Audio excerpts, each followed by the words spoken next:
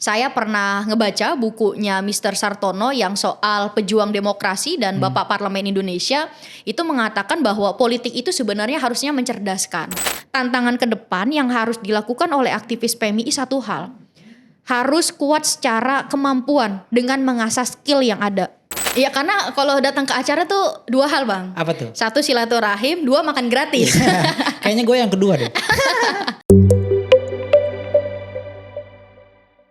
Assalamualaikum warahmatullahi wabarakatuh. Pemirsa Suara NU dimanapun Anda berada, kembali lagi bersama saya Rahman Ahdori. 1 tahun terakhir Indonesia diramaikan dengan dinamika Pilpres dan Pemilu 2024.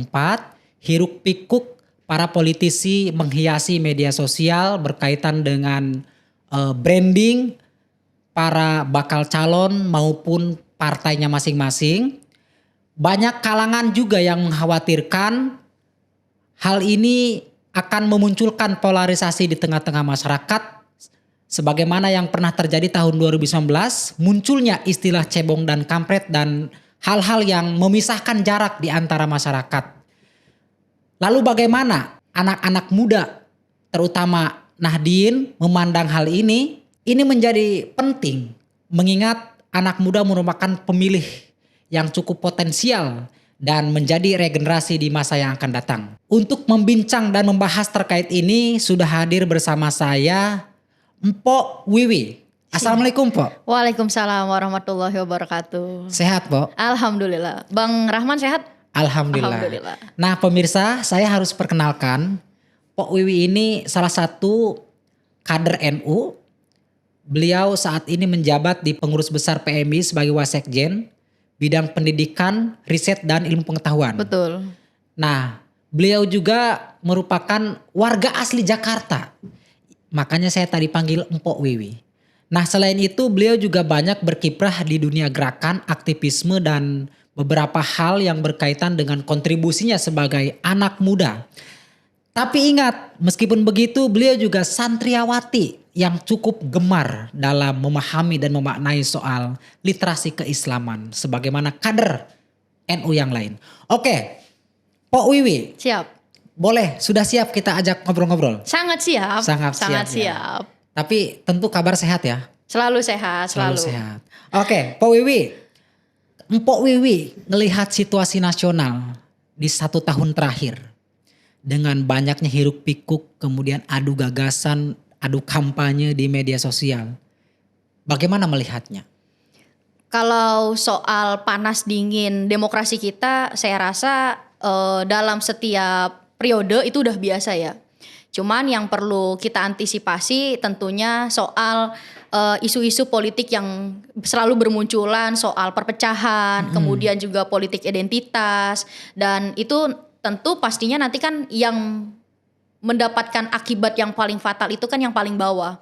Kita misalnya bisa melihat fenomena di periode sebelumnya bagaimana tahun politik itu sangat amat panas, tapi bukan hanya di level atas, tapi di level paling bawah sekalipun, bukan hanya di kalangan masyarakat, tapi tempat kita nongkrong, teman-teman kita ada yang saling berjauhan, berkawannya juga udah gak bersentuhan lagi. Itu dipicu dari hal-hal yang sebenarnya kita tuh sangat fanatisme.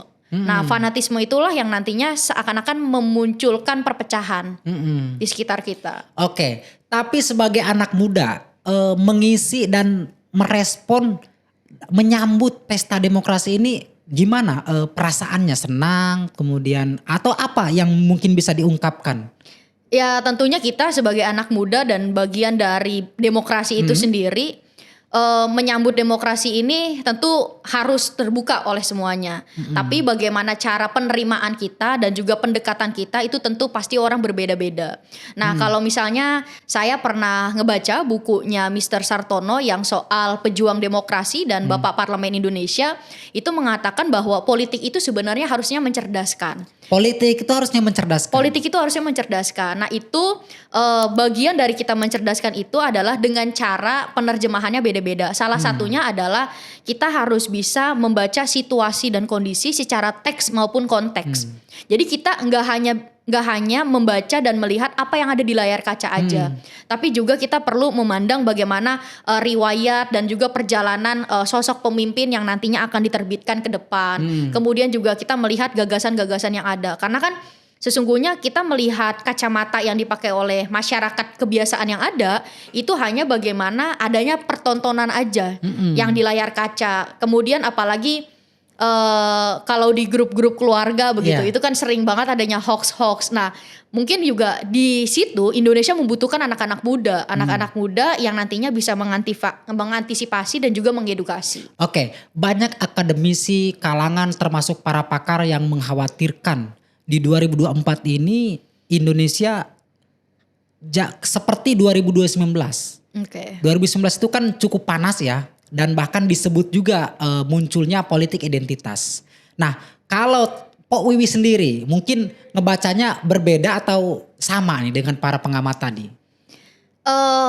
Saya sih cukup yakin kondisi saat ini masyarakat Indonesia sudah mulai cakap dalam melihat fenomena yang ada maupun juga dengan pembacaan politik yang ada. Nah, dengan situasi ini juga saya berkeyakinan suhu politik nanti di 2024 saya berkeyakinan agak stabil dengan alat kontrol yang saya melihat sekarang anak-anak muda NU maupun juga dari kalangan-kalangan NU yang sekarang kita melihat di lingkaran kekuasaan gitu bisa dibilang level atas sudah mulai diisi oleh banyak tokoh-tokoh yang lahir dari NU. Oke. Kemudian juga dari segi pemahaman orang sekarang udah mulai open minded. Jadi kiranya untuk menangkal isu yang pernah ada dan dibawa di 2024 nanti suhunya sama kayak yang dibilang oleh Pak Presiden lah, masih di ujung kuku. Iya, berarti kecil banget ya. Oke. Kalau tadi kan bicara soal situasi saat ini, tapi kalau kita bicara soal situasi usai pemilu 2024 nih, kira-kira bisa membayangkan nggak setelah pemilu 2024 tuh kita bakal seperti apa bangsa kita Indonesia? Pasca pemerintahan Jokowi selesai, dilanjutkan dengan pemerintahan yang baru. Oke.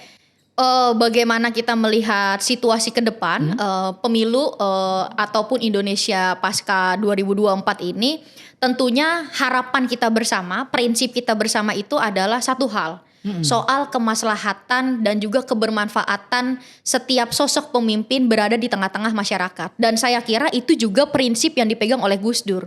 Karena Gus Dur sebagaimana keberadaannya pernah juga menjadi presiden, hal utama dan prinsip utama yang Gus Dur lakukan adalah soal hadirnya pemimpin membawa kemaslahatan di tengah-tengah masyarakat. Kenapa? Karena kemaslahatan itu sendiri yang nantinya akan mencerminkan bahwa kita manusia itu memanusiakan manusia. Bahwa Islam nantinya akan mempunyai watak dan juga cerminan bagaimana kita menghormati manusia yang satu dengan yang lainnya. Oke, tapi menurut Pok Wiwi ini, negara yang seperti apa nih yang ke depan yang diharapkan? Tentu tadi yang pertama baik siapapun pemimpinnya, prinsipnya adalah bagaimana sosok pemimpin ini membawa kemaslahatan untuk masyarakat. Nah, tentu bagaimana penerjemahan soal kemaslahatan di tengah-tengah masyarakat itu kan banyak variabelnya, mulai dari memberikan kesejahteraan ataupun juga yang paling inti adalah memberikan keadilan secara paling adil tanpa terkecuali. Dan keadilan ini juga tidak hanya sekedar persoalan hukum, tapi juga persoalan kesetaraan, bagaimana tentang laki-laki dan juga perempuan. Nah, itu kan hak dan juga derajat yang kira-kira harus diperjuangkan bersama, baik yang laki-laki maupun perempuan, soal keadilan dan kesetaraan itu sendiri. Oke, boleh dong di-spill ke kita kira-kira cara merealisasikan soal harapan-harapan tadi itu seperti apa? Soal cara merealisasikannya tentu tidak jauh. Kita sebagai insan muda, aktivis muda NU itu harus dibekali secara sumber daya manusianya yang berkualitas terlebih dahulu. Oke, nomor satu itu soal sumber daya manusianya harus yang berkualitas, dan soal sumber daya manusia yang berkualitas itu harus dimulai dari diri sendiri. Nah, persoalannya dari diri sendiri, kira-kira kita bisa mengukur dari hal apa sih? Secara sederhana saya mau bilang dua hal, yaitu pertama soal kedisiplinan dan yang kedua itu adalah soal konsistensi. Kedisiplinan misalnya anak-anak muda NU ataupun aktivis-aktivis NU itu sudah harus dimulai berbenah diri untuk merubah soal habits, soal Iya, kebiasaan. betul. Misalnya soal kebiasaan bangun tidur, soal kebiasaan tepat waktu, soal kedisiplinan studi tepat waktu. Nah, itu kan kita bicara soal kedisiplinan. Nah, saya rasa itu harus dimulai dari diri sendiri dulu soal kedisiplinan. Kenapa? Kalau saya pernah mendengar dari Presiden ketiga B.J. Habibie yang mengatakan bahwa perubahan besar itu dimulai dari hal-hal yang kecil. Nah, hal-hal yang kecil inilah saya kira itu harus dimulai dari kita tepat waktu terlebih dahulu soal kedisiplinan. Terus yang kedua, barulah kita bisa menumbuhkan soal tingkat konsistensi kita, tingkat ketekunan kita. Karena ketika kita melakukan satu hal dan perilaku yang itu kemudian tidak dilakukan secara konsisten, bukan hanya sekedar nggak matang, tapi juga perjuangan kita itu nantinya nggak bisa diukur. Konsistensi itulah yang nantinya bisa membuat kita mengukur sejauh mana kemampuan dan juga keahlian kita. Sehingga skill ke depan mulai terasa. Ya, betul. Saya sepakat soal kedisiplinan dan konsistensi. Soal tantangan, ini kita bicara soal anak muda yang menatap masa depan. Ini kan kita hidup di era digital. Yang tadi disinggung soal hoax pemilu, hoax memfitnah orang dan lain-lain itu kan muncul di beranda kita. Dan bisa jadi kalau kita tidak pintar-pintar menyaring setiap informasi, mungkin ada juga yang ternyata itu isinya hujatan dan lain-lain. Nah, tantangannya gimana ke depan kalau Mpok Wiwi melihat soal potensi anak muda yang sekarang, begitu pula dengan situasi nasional yang seperti ini, tantangannya. Gini Bang, kalau ngobrolin soal tantangan, kalau saya boleh jujur ya, aktivis nih, saya sebagai aktivis saya itu ber-PMII sejak 2014. Oke. Jadi kalau sekarang sekitar sudah 9 tahun lah kira-kira. Saya sejak 2011. Oh, kan lebih lama kan Abang. Jadi kira-kira saya sudah 9 tahun berkiprah di PMII, mendalami sebagai aktivisme. Terus setiap zaman saya melihat perubahan-perubahan yang ada. Kalau dulu saya misalnya zaman masih di komisariat, kompetitor utama kita, pertarungan utama kita itu kan pasti di kampus. Iya. Kompetitor kita paling teman-teman organisasi yang lain, dari organisasi mahasiswa, organisasi kepemudaan, maupun juga pertarungan di internal kampus itu sendiri. Itu kan paling kompetitor kita. Tapi kalau sekarang 2023 kita melihat sebagai mahasiswa, apalagi aktivis NU yang udah 9 tahun, kalau Abang udah berapa? 12 apa 13? Ya 13 tahun. 13 tahun melihatnya. Sekarang tuh jendela dunia mulai kita lihat ada CEO muda, direktur muda, menteri, kemudian influencer, selebgram yang itu padahal adalah aset utama yang bisa dipegang oleh aktivis. Kenapa? Karena pemegang saham untuk bisa mempengaruhi itu sebenarnya ada di tangan aktivis. Betul, betul. Tapi sekarang mulai bergeser. Yang wadah ini, langkah dan kesempatan ini kemudian mulai beralih oleh teman-teman yang lain nih, yang mengisi pos-pos lain. Influencer gitu ya? Betul. Sehingga sekarang kita melihat dunia aktivis nih harus punya perubahan yang baru, harus di-upgrade. Cara meng-upgrade dan tantangannya tentu satu hal menurut saya, yaitu soal skill, soal kemampuan. Karena ke depan Indonesia ini kalau dulu dibilang kompetitif, iya. Sekarang ada senior kita misalnya yang duduk di Senayan, besok nggak kaget kalau 2024 misalnya seumuran kita juga ada yang duduk di Senayan. Jadi kira-kira nggak ada lagi tuh senior junior. Kita bicaranya memang soal kompetitif, tapi di samping itu juga kita harus kolaborasi. Betul, jadi betul. yang senior maupun yang junior bisa duduk bareng, bisa kolaborasi bareng. Lu punya skill apa, kita punya skill apa, kita adu gagasan bersama, kerja bersama, jadi kerja tim. Nah, itu yang dibutuhkan oleh Indonesia sekarang. Dan tantangan ke depan yang harus dilakukan oleh aktivis PMII satu hal, harus kuat secara kemampuan dengan mengasah skill yang ada. Kalau kita kuliah hanya punya satu rumpun keilmuan, misalnya saya ini anak pendidikan, anak manajemen pendidikan. Dari S1 sampai S2 saya menekuni keilmuan itu. Oke. Nah, ketika kita lulus, ibaratnya kita tuh melihat lautan luas. Kita lulus, kemudian dengan satu keilmuan yang ada, dengan satu gaya renang. Jadi boleh dibilang di lautan luas itu kita nanti bisa tenggelam. Nah, maka kita butuh kemampuan-kemampuan yang lain, skill yang lain. Misalnya kayak Bang Ariel bisa nulis, bisa bikin buku, kemudian jago public speakingnya. Nah, itu kan yang mulai bisa diberdayakan, jago ngedesain, bikin video, lain hal sebagainya lah. Yang kira-kira pos-pos itu harus mulai digeluti oleh pribadi masing-masing setiap aktivis. Iya. Tapi kalau saya boleh berbagi informasi nih, Siap. Mpok Wiwi. Sekarang itu kan kader-kader muda NU, ya banyak di PBPMI juga yang dulu saya melihatnya di 2011 itu jarang terjadi. Misalnya kader PMI yang mendapatkan beasiswa ke luar negeri. Oke. Selain itu beasiswa yang pemerintah yang LPDP, kemudian yang macam-macam lah, yang Menteri Keuangan itu. Kemudian santri-santri kita juga sudah mengglobal. Banyak yang kemarin tuh kita podcast yang baru pergi dari Rusia dan Qatar. Mereka ikut berdebat internasional, bicara soal ekonomi, teknologi dan lain-lain. Itu saya melihatnya tuh sungguh berbeda gitu ya di tahun-tahun awal-awal kita masuk PMI. Betul. Nah kalau Mpok Wiwi ngelihatnya ada nggak sama nggak dengan apa yang tadi disampaikan Mpok Wiwi bahwa kita tuh sebenarnya punya potensi ke sana dengan melihat yang sekarang tentunya. Oke. Nah, kalau melihat kondisi itu, saya jujur sangat berkaca dengan organisasi yang sekarang saya emban gitu. Saya di PBPMI bagian dari struktural dan pengurus juga sejak saat dilantik di bawah kepemimpinan Ketua Umum Muhammad Abdullah Syukri atau yang biasa disapa Ketum AB. Saya melihat positif dengan visi misinya yaitu PMI maju dan mendunia. Nah, saya kira dengan variabel yang tadi Bang Ariel sampaikan begitu tentang majunya aktivis-aktivis muda NU yang mulai menggeluti beberapa bidang, nggak hanya di soal politik aja, tapi juga segmentasi yang lain. Saya pun melihat hal yang sama seperti halnya di PBPMI. Kita mulai dikembangkan dengan adanya lembaga semi profesi maupun lembaga profesi yang itu mempunyai wadah tersendiri.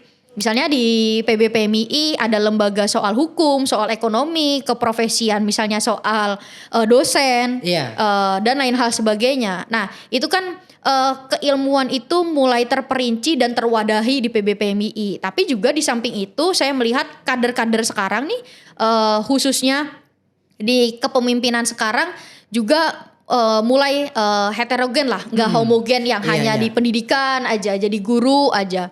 Tapi juga banyak mengisi yang anak muda sekarang udah bisa keluar negeri jadi perwakilan. Terus kemudian anak muda juga udah bisa mengisi di kementerian-kementerian yang notabene itu agak jarang diisi oleh aktivis-aktivis NU. Nah, mungkin tantangan selanjutnya yang perlu dipersiapkan nih oleh PBPMI tinggal bagaimana kita bisa konsisten menjaga daya produktivitas kita ini.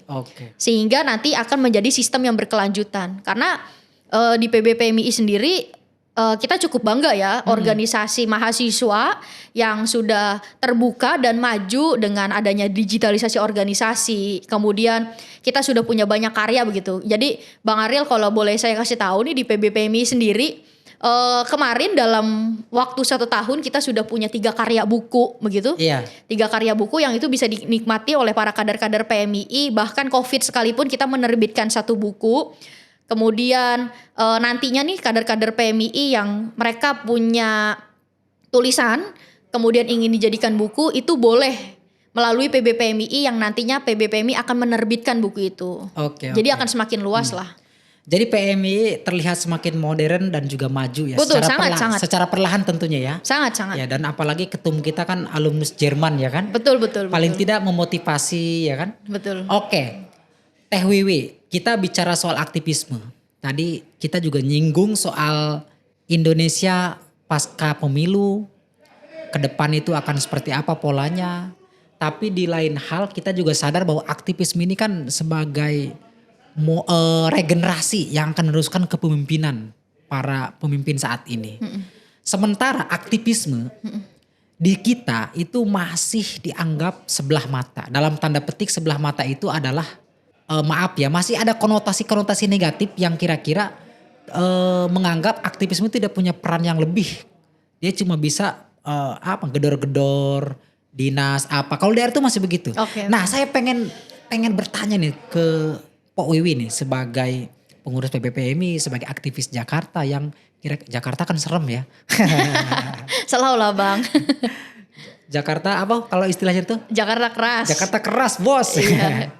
Nah mungkin ada nggak tips-tips untuk praaktivis sekarang biar paling tidak kita berguna ya. Tadi kan sudah disinggung soal skill dan lain-lain, tapi saya ingin spesifik kira-kira biar aktivis ini benar-benar dipercaya, kemudian diberikan kepercayaan oleh stakeholder, oleh masyarakat, benar-benar digunakan, didaya gunakan gitu. Gimana Pak Wiwi? Ya, untuk kita bisa bermanfaat dan juga bisa ikut berguna di ruang-ruang strategis yang tadi sudah disebutkan, prinsipnya satu, kita harus punya mindset untuk maju, mindset untuk berubah, bahwa kita hadir, kita lahir bukan dari keluarga yang berada, kemudian kita juga bukan siapa-siapa. Saya rasa itu bisa dimulai dari mindset yang mulai terbuka untuk ayo kita bisa maju, melangkah bersama untuk berubah. Nah, setelah kita bisa meneguhkan dan membuat mindset kita makin kuat, tentunya pendisiplinan soal keilmuan yang ada. Nah, tadi yang saya sebutkan soal pendisiplinan keilmuan, tentu itu nantinya akan berdampak terhadap kualitas skill kita. Kemampuan apa sih? Pendisiplinan apa tadi? Pendisiplinan keilmuan. Maksudnya kita sistematis dalam mempelajari sesuatu hal gitu. Apa gimana? Apa suatu ilmu pengetahuan? Betul. Misalnya aktivis nih kan notabene biasanya belajar satu keilmuan. Misalnya ekonomi bisa tapi sedikit. Iya. Pendidikan betul, bisa tapi sedikit. Politik bisa tapi sedikit. Tidak jadi pakar ya gitu Betul. Nah, kira-kira ke depan kita membutuhkan itu semua. Yang ada anak NU jago kimia itu harus betul-betul jago. Ada anak NU yang jago hukum tapi jangan setengah-tengah. Harus jago full begitu. Nah, itu kedisiplinan keilmuan yang perlu dilakukan.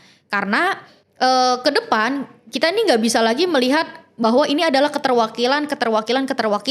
Tapi ke depan harus Bang Ariel cocok, layak dan duduk di sini karena dia punya kemampuan A. menulis, B. public speaking, C. apa, D. apa dan selanjutnya begitu. Nah, kira-kira itu yang nanti akan di profiling terhadap diri kita sendiri sehingga boleh dibilang nih Bang Ariel, nantinya setiap individu kader-kader PMII itu mulai terukur. Kita bisa mulai menginventarisir kader-kader yang punya keahlian A, B, C, dan D. Nah, dengan begitu kita nanti akan makin cakep dan makin paham. Misalnya ketika besok ke depan abang-abang kita, kakak-kakak kita yang misalnya duduk di kementerian A, B, C, D, ataupun ada yang duduk di istana, di Senayan, ketika diperlukan soal keilmuan ini kita tinggal pencet tombol aja, kader si A gitu.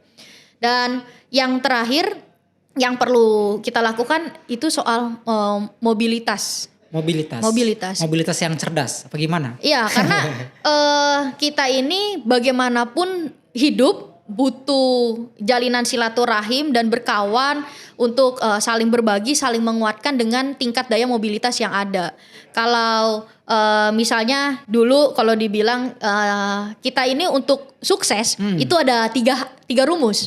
Yang pertama itu garis tangan. Garis tangan kira-kira kalau bapak lu ini raja, kira-kira besok lu jadi apalah, jadi pangeran. Kalau bapak lu ini konglomerat, kira-kira besok lu akan the next lah. Nah, kira-kira kan kita ini bukan anak siapa-siapa. Ya, itu garis tangan itu ya. Iya, itu soal garis tangan. Nah, terus yang kedua ditentukan sama tanda tangan. Kira-kira pejabat nantinya yang punya wewenang, punya kebijakan, punya ruang itu. Iya. Soal punya tanda otoritas, tangan. punya kewenangan. Betul, punya pengaruh juga. Punya pengaruh. Nah, tentu kan kita soal tanda tangan kan belum jitu-jitu amat, belum keren-keren amat lah. Nah, yang terakhir yang kita perlukan itu soal campur tangan. Campur tangan siapa? Hanya itu yang kita bisa. Campur tangan itu kadang Allah memberikan rizki, Allah memberikan manfaat buat kita dan membantu kita itu pasti ada perantaranya. Perantaranya itu lewat orang lain. Misalnya saya kalau nggak kenal sama Bang Ariel nggak mungkin nih saya diundang podcast kayak begini. Oh begitu ya? Betul. Kan yang undang ibu bukan saya. Kira-kira itu persoalan campur tangan lah karena saya kenal dengan Direktur Suara NU, Mas Rozali, kenal sama Bang Ariel, kenal sama teman-teman yang lainnya. Akhirnya tahu tuh Wiwi dipanggil, itu kan persoalan campur tangan. Nah, kira-kira itulah yang bisa diaktifasi oleh kader-kader PMII. Makanya perbanyak silaturahim, perbanyak mobilitas, networking, yang itu nanti akan menguatkan kita semua. Oke, sepakat gue soal silaturahim. Lu kan rajin banget Ibu Wi. Ya cuman itu Jadi, keahlian kita. Iya. Mpok Wiwi ini yang saya kenal ya silaturahimnya rajin. Alhamdulillah. Dan perempuan loh, malam-malam kadang-kadang silaturahim ke kiai ini, subhanallah. Apalagi kalau ada acara ya. Ya alhamdulillah. Saya cukup punya cerita sama Mpok Wiwi ya soal itu ya. Iya karena kalau datang ke acara tuh 2 hal bang. Apa tuh? 1 silaturahim, 2 makan gratis. Kayaknya gue yang kedua deh. Boleh. Oke, Pak Wiwi ini menarik ya tadi pembicaraan Pak Wiwi ini soal pemuda aktivis yang harus punya soft skill ya, selain itu harus punya konsistensi dan harus punya mindset maju itu ya. Betul. Yang juga penting untuk sama-sama kita lakukan. Nah, yang terakhir nih Pak Wiwi, yang terakhir di podcast kita. Optimis nggak soal bangsa kita akan menjadi bangsa yang maju?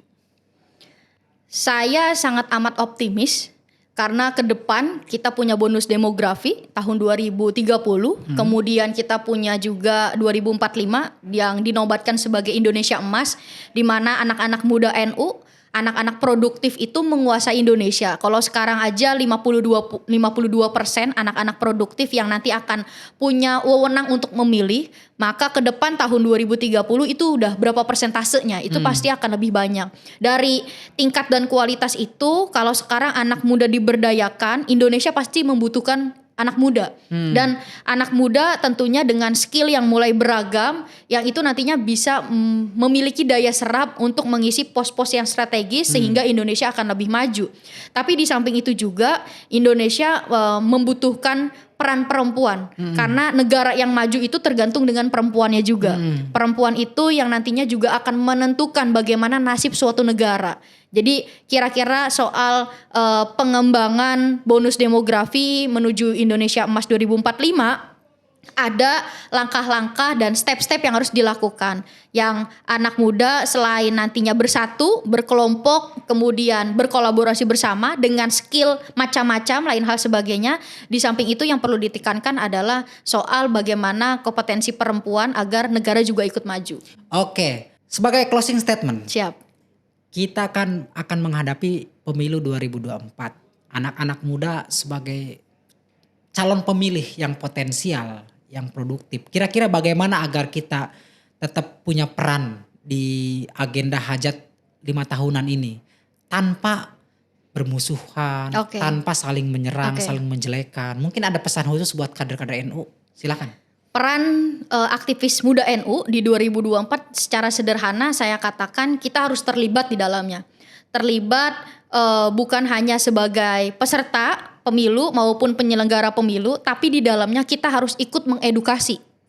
Nah, proses edukasi ini yang saya kira ini adalah kerja bakti bersama, kerja sosial bersama yang bagian dari kita bisa mencerdaskan masyarakat. Bagian dari kita bisa menjaga solidaritas kebangsaan kita. Itu yang perlu ditekunkan bersama. Dan nantinya pemilu damai ini tentunya harus juga dielaborasi oleh anak-anak muda sebagai presentasi yang paling banyak pada saat ini. Dan bagaimana komposisi pendekatan yang ada maupun cara-cara yang ada, saya rasa saya percaya sama anak-anak muda sekarang dan optimis bahwa anak muda itu bisa diberdayakan dan bisa dikasih peran untuk Indonesia lebih maju.